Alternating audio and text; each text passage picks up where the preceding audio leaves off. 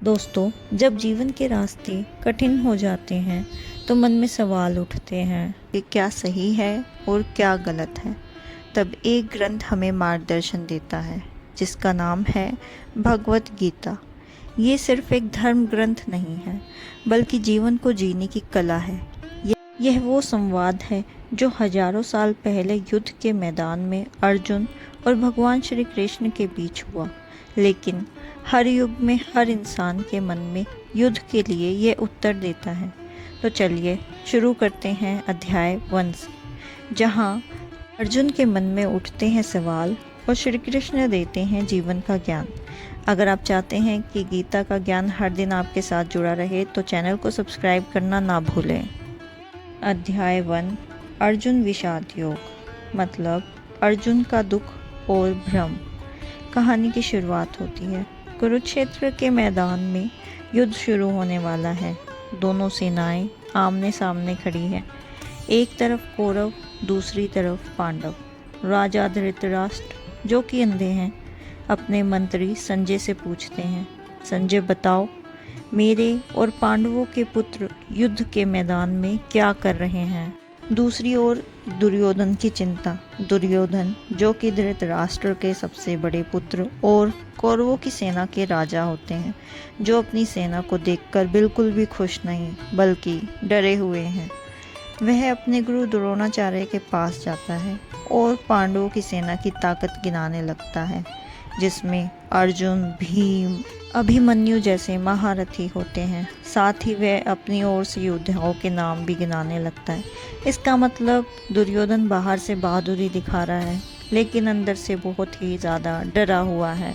शंख बजता है, युद्ध की घोषणा होती है। पांडवों की तरफ से अर्जुन, श्री कृष्ण, भीम आदि शंख बजाते हैं। चारों ओर आवाज़ गूंजती है। सभी योद्धा युद्ध के लिए तैयार हो जाते हैं। फिर अर्जुन अपने सारथी यानी श्री कृष्ण से कहता है, मुझे दोनों सेनाओं के बीच में ले चलो। मैं देखना चाहता हूँ कि किससे युद्ध करना है। श्री कृष्ण रथ को सेनाओं के बीच में खड़ा कर देते हैं। अर्जुन का मन बदल जाता है। अर्जुन देखता है सामने भीष्म पितामह, द्रोणाचार्य, भाई, मामा, भतीजे सब अपने ही हैं। अर्जुन का मन भारी हो जाता है। उसका शरीर कांपने लगता है। हाथ पैर ढीले पड़ जाते हैं और आंखों में आंसू आ जाते हैं। अर्जुन कहता है, मैं युद्ध नहीं करूँगा। हे कृष्ण, ये सब मेरे अपने हैं। इन्हें मारकर मैं कौन सी खुशी पाऊँगा। अगर ये मर गए तो परिवार बर्बाद हो जाएगा, धर्म खत्म हो जाएगा। मुझे युद्ध नहीं करना। वह अपना धनुष नीचे रख देता है और रथ पर बैठ जाता है, एकदम मायूस और हारा हुआ। तो दोस्तों, इस अध्याय का मतलब क्या है?